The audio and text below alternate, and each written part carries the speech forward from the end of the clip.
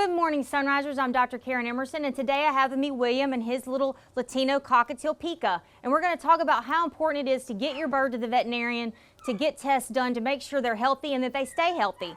Pika's actually sitting here eating millet, which is a treat for cockatiels, and that's how we're getting her to be so good on camera.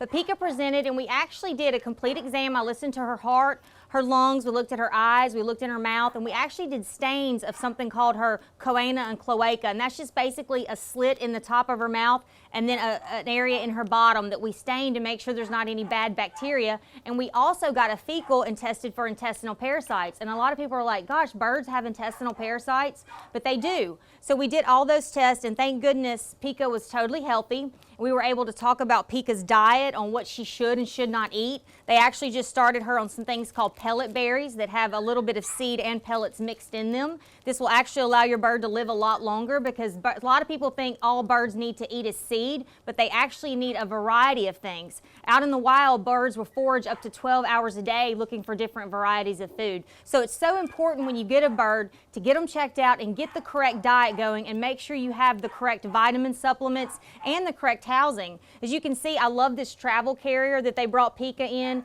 It's got a perch in it. It's got a clear area so she can see. This is a very good travel cage. You don't ever want to just let your bird ride loose in the car to come to the veterinarian or at other places, because they can fly into windows, they can get under seats, and they can get hurt. And this is actually a good way for her to travel.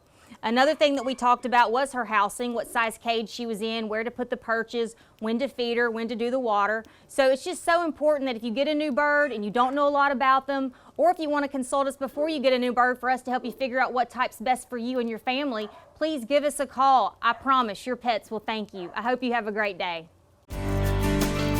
WCBI Animal Health with Dr. Emerson was brought to you by Emerson Animal Hospital in West Point.